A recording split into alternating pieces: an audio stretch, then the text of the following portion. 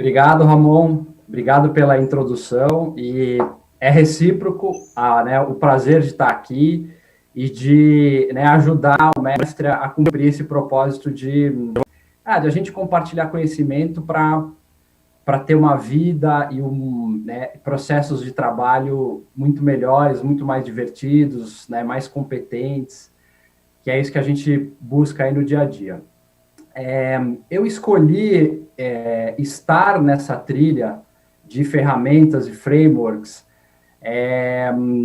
justamente para tentar trazer, de certa forma, um contraponto em relação ao uso das ferramentas, né? Então, claro que eu vou falar da importância delas, mas vou trazer um ponto de vista um pouco mais específico e, como eu disse, tentando trazer um contraponto para a gente poder refletir, né? E, claro, vou sempre colocar muito na ótica da questão da inovação. Então, falar muito de ferramentas de inovação, né? Embora a gente saiba que as ferramentas e metodologias ágeis, né, que a gente também, enfim, lida bastante, elas têm uma interconexão, mas o foco aqui está um pouco mais direcionado para a questão da concepção e da inovação. Bom, qual que é o meu ponto de vista, né? Eu acho que hoje existe um problema que é a gente resumir as metodologias de inovação ao uso das ferramentas, né? Ou seja, a gente entender que se eu usar uma ferramenta, determinada ferramenta específica, eu estou conseguindo, né, já de uma maneira efetiva, usar uma abordagem e uma metodologia, né? Esse resumo, em gerais, ele, obviamente, ele não é saudável. Por quê? Porque né, eu perco todo o meu potencial de uma metodologia tentando resolver isso ou atribuir toda a responsabilidade de inovação, por exemplo, através de uma ferramenta, né? E, claro, eu acho que isso fica mais evidente, ou tem ficado mais evidente nos últimos meses, porque principalmente com o uso das plataformas de colaboração remota, né? Eu trouxe dois exemplos aqui que a gente tem usado bastante, provavelmente muitos de vocês já conheçam, alguns conheçam, caso não conheçam, né, o Miro e o Mural, por exemplo, são grandes painéis, plataformas de colaboração online, né? Como eu estou colocando aqui, elas são ótimas, inclusive, né? Mas a gente não pode resumir o uso de um template que existe dentro de uma plataforma dessas ao uso da metodologia por completo. Então, eu tenho percebido, eu acho que esse problema, em geral, às vezes é um problema cultural, né? A gente sempre quer simplificar muito as coisas, não ter muitas vezes profundidade na abordagem, né, na metodologia, não entender ela por completo e muitas vezes já tentar resumir. E como eu disse, no contexto de hoje, acho que como tudo está sendo digitalizado, né, as relações, as plataformas elas disponibilizam, né, uma série de templates e aí a gente acaba, como eu disse, resumindo, né, o uso do template à metodologia em si. Então, só para contextualizar, claro, não quero fazer nenhuma descrição muito conceitual ou acadêmica sobre o que é metodologia, o que é ferramenta, e assim por diante, mas só para contextualizar, né, o que eu entendo aí, ou estou colocando nessa mensagem como ferramentas, né? É tudo que a gente usa como recurso para, aí sim, aplicar o método. Então, a gente entender que uma ferramenta, ela serve como, né, um instrumento, obviamente, uma ferramenta de aplicação de um método, mas que um método, uma metodologia, geralmente, ela tem outros elementos que são importantes e que vão trazer todo o resultado que a gente espera dessa aplicação. E, principalmente, como eu disse, no contexto da inovação, né? Não adianta a gente querer usar só um service blueprint, uma ferramenta de blueprint, uma ferramenta de desenho de jornada, por exemplo. Então, aqui eu peguei alguns templates de uma dessas ferramentas, né, que disponibilizam já o template de uma forma muito fácil e muito rápida, então tem um valor muito grande aqui, porque ela já está organizada, só que, obviamente, como eu estou reforçando, essas ferramentas do blueprint, de feedback, de personas, de jornadas, os próprios workshops como ferramentas, né? A gente sempre tem que colocar dentro de um contexto. Para que eu estou fazendo aquilo, né? Por que eu estou usando a ferramenta e para que ela vai me servir, para que eu consiga, obviamente, entender o que existe antes, o que existe depois e como eu conduzo o meu trabalho para ter o resultado esperado. Né? Claro, as ferramentas têm sim um papel importante na inovação, né? Mas como eu disse, a gente não pode depositar nelas a expectativa de que por si só vão gerar essas soluções inovadoras e nos tornar inovadores, né? Que eu acho que também é um ponto importante, que eu vou destacar no final, mas claro, parte do nosso desafio hoje de uso de metodologias de inovação não é só entregar um resultado inovador, mas é que cada vez mais as equipes, né, as pessoas, os times, eles possam absorver essa cultura de inovação, possam ter continuidade, possam sistematizar de alguma forma o pensamento inovador, as práticas inovadoras e, consequentemente, o uso, escolha adequada das ferramentas que a gente vai usar para cada uma das situações. Tá? Então, como eu estou reforçando, é preciso ter claro o contexto, saber por que usar, quando usar e como usar. Na própria trilha aqui do mestre, a gente vai ter outras falas, né, que inclusive até acho que vão acontecer aí na sequência, que também acho que abordam caminhos parecidos, né, de a gente conseguir contextualizar de uma forma muito clara a metodologia para que ela a gente consiga aproveitar o máximo dela. Qual que é quais são os riscos, né, ou uma parte crítica desse problema? Se a gente resume a usar uma metodologia, né, vou dar um exemplo aqui que é o que eu vou falar um pouco mais, o Design Thinking. Resumir o Design Thinking a aplicação de um workshop, por exemplo, ou ao uso de um desenho de jornadas, ou até a um momento, ou uma etapa de prototipação, a gente acaba fazendo um mau uso da metodologia, né? Pouco conhecimento, mau uso, não gera resultado. A metodologia ela acaba caindo em descrédito, né? O seu trabalho, o seu método acaba caindo em descrédito. Isso, por incrível que pareça, é muito comum já, né? Hoje, a gente, como eu tenho clientes muito variados, né, em maturidades e a gente já enfrenta situações de o cliente falar, putz, eu já fiz uma vez, a gente já fez um workshop disso, usou tal ferramenta, mas isso não funcionou, o Design Thinking não funcionou para a gente e tal. E aí, quando você vai entender um pouco melhor, o que justamente aconteceu é esse resumo, né, essa síntese de um uso de uma ferramenta fora de um contexto, sem usar princípios, sem usar valores, e que, obviamente, ela não vai gerar o resultado esperado. Né, e a gente não consegue usar todo o potencial de cada ferramenta, isolada ou na metodologia que ela apoia. Claro que aqui é importante fazer um parênteses. Muitas vezes a gente pode, em determinado momento, escolher uma ferramenta para um contexto, né, para que a gente saiba, né, consiga resolver, fazer um mapeamento um pouco mais específico de alguma questão, ou de um cenário atual, ou de um cenário futuro, às vezes como um exercício, né, uma prática que possa fazer com que as pessoas possam usar os elementos colaborativos, de experimentação, ou seja, elementos e princípios que fazem parte da metodologia como um todo. Então, em alguns momentos, pode servir desde que a gente saiba, de novo, ter claramente para que a gente está usando e qual a minha expectativa em cima dela. Então, eu vou falar um pouco do Design Thinking, que para mim, né, digamos que uma especialização para mim, já trabalho há alguns anos com essa metodologia, e a cada aplicação sempre tem muito aprendizado. E eu percebo que, como eu disse, muitas vezes, quem está iniciando nas metodologias, ou que muitas vezes quem já teve algum contato, alguns elementos passam desapercebidos sobre a aplicação, porque a gente vai muito já para o uso da ferramenta.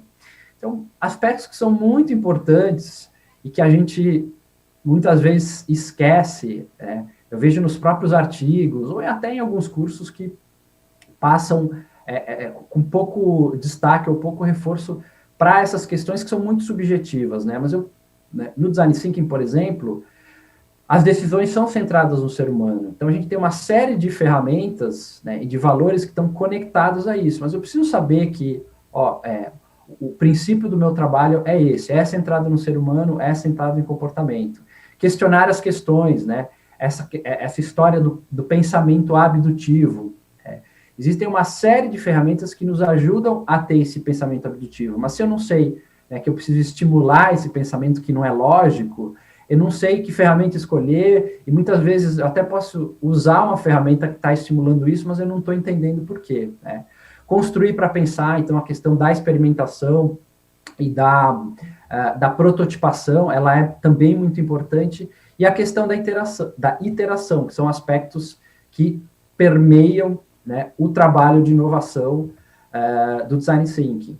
E, claro, os valores, né? Os valores, como eu disse, eles também estão tangibilizados em diferentes ferramentas, mas é muito importante que esses valores, né, sejam internalizados pelos times que estão aplicando. Muitas vezes a gente vê as pessoas falando muito de jornada de usuário ou do mapa de empatia, né? Só que esquecem justamente desse ponto de, caramba, por que eu estou fazendo isso? É para eu me colocar, né? Me colocar no contexto do meu usuário. A empatia é um valor importante, né? Colaboração também permeia tudo que a gente faz, né? Tem que acontecer. A questão da experimentação, né? Também, ela está traduzida e tangibilizada numa série de ferramentas, mas eu preciso experimentar, aprender a partir da minha experimentação, entenda que são princípios, né, que tem que estar tangibilizados em todo o meu trabalho.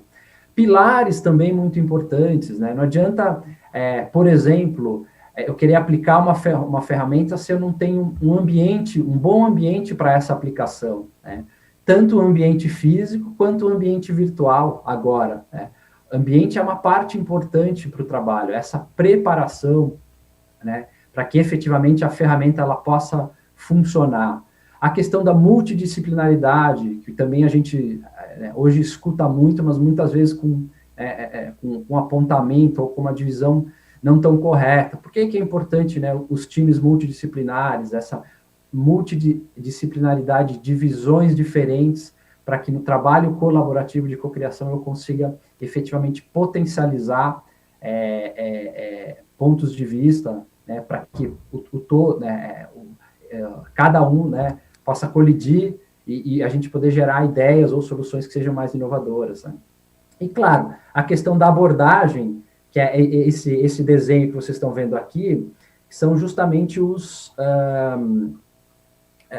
elementos, as etapas, né, que a gente tem aí no Design Thinking: o entendimento, a observação, o ponto de vista, a ideação, a prototipação, testes, né, e toda a parte de iteração.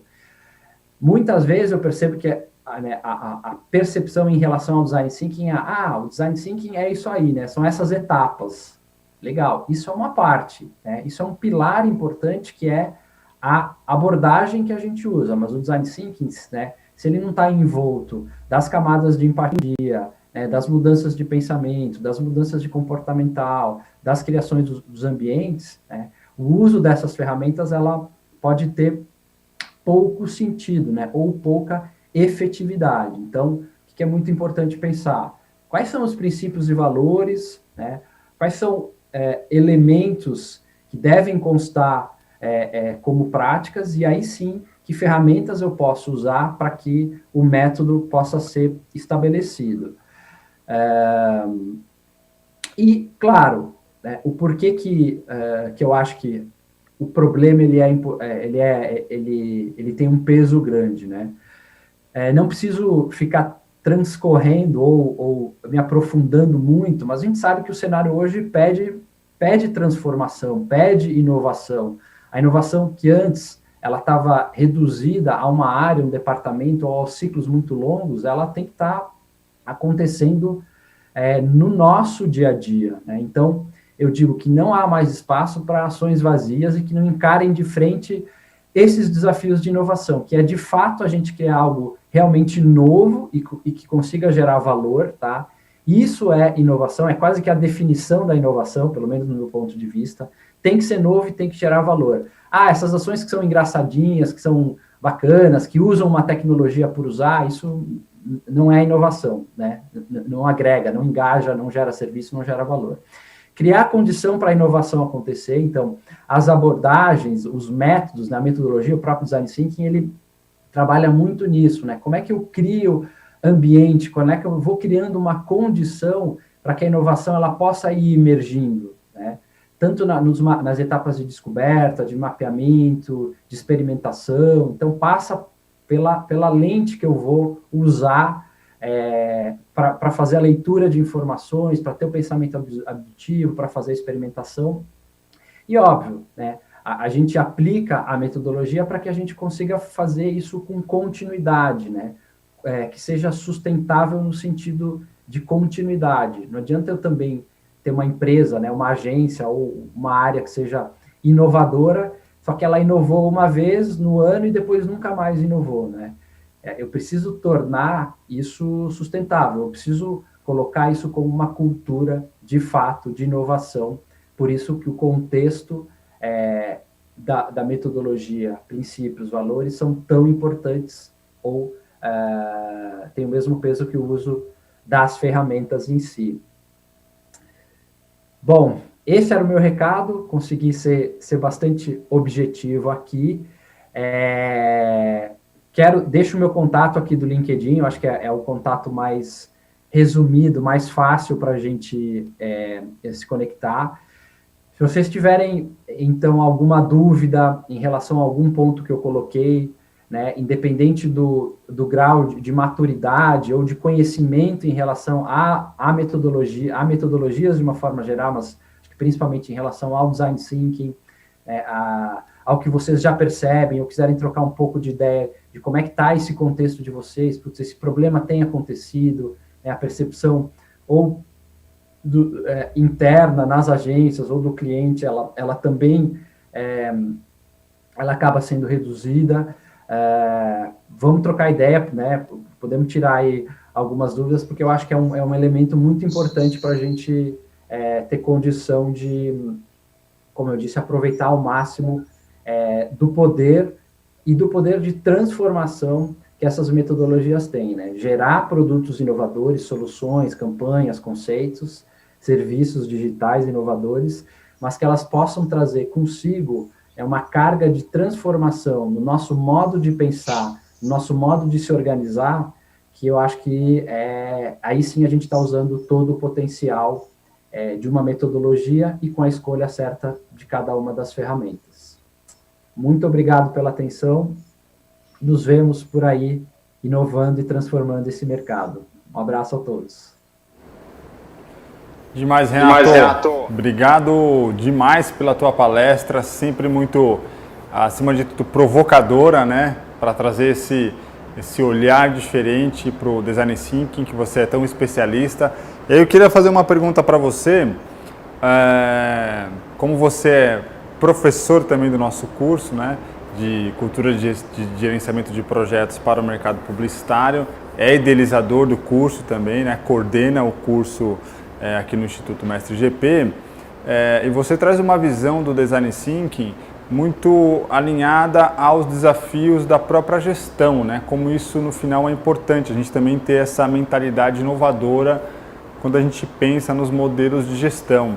Eu queria que você pudesse trazer um pouco essa tua reflexão, né? Fazer um extrato ali do que você traz na aula que você ministra no curso, da importância também da inovação, né? Da gente ter essa potência inovadora quando a gente vai ressignificar os modelos ou a gestão do trabalho dentro de um organismo como uma agência. Você pode falar um pouquinho sobre essa conexão entre o Design Thinking, inovação e a gestão?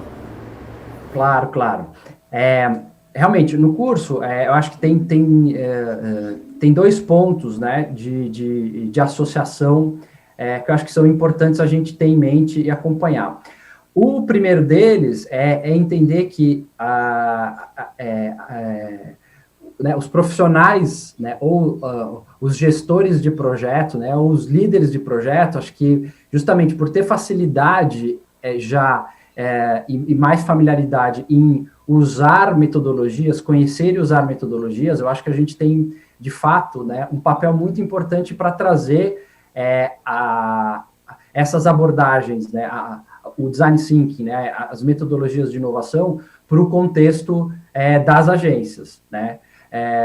Tanto para que ela possa ajudar muito na própria ressignificação do trabalho, do modelo de trabalho, do modelo da própria entrega, e o que eu falo, né? Até a gente pode usar o design thinking para redesenhar ou desenhar como seria a agência no modelo, nos dias de hoje, né? Então, ela tem um papel muito importante para isso. E, obviamente, também um papel importante para que a gente possa colocar a metodologia a serviço dos clientes, né? Como é que eu consigo, então, fazer com que a agência, de fato, consiga trabalhar a partir desses princípios de colaboração, de experimentação, estimulando muito mais a empatia para gerar soluções para os nossos clientes. Então, um resumo a gente não consegue mais resolver os problemas com a mesma cabeça que os criou, né? Então, a gente precisa de uma cabeça diferente para conseguir resolver os problemas de complexidade que a gente tem hoje, né? Não adianta eu querer chegar nos mesmos resultados se eu não fizer alguma coisa diferente. Então, a gente traz muito design thinking para esse contexto, né? Para um líder aí de gestão e de projetos, para que ele tenha esse conhecimento, né, e essa capacidade de trazer o design thinking como uma abordagem de trabalho, né, de, claro, atuar ora como um facilitador, ora como um estimulador, ora como um gerenciador, né, isso depende muito da estrutura da agência, tal, mas que ele possa atuar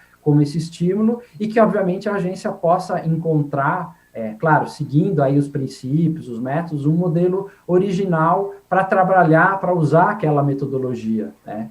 Então, eu acho que são pontos bastante importantes. Como eu disse, a gente tem, o líder de projetos tem essa consciência, né, que eu preciso estimular não só o hard skill, que é uma coisa que a gente fala muito, né? Não adianta eu ser um super conhecedor técnico se eu não tenho atitudes e habilidades que estão conectadas nas pessoas, né?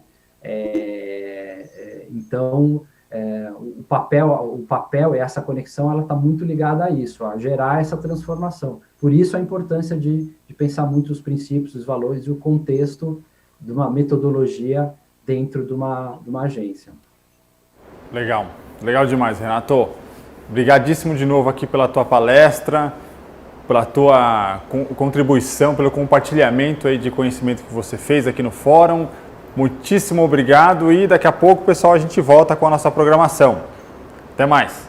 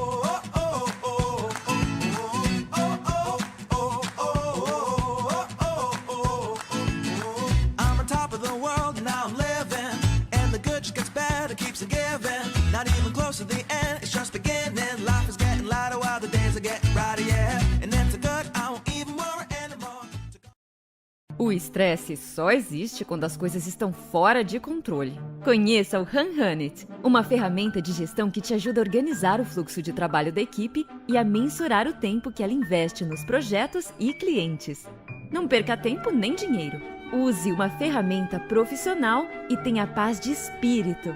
Venha para o HunHunnit.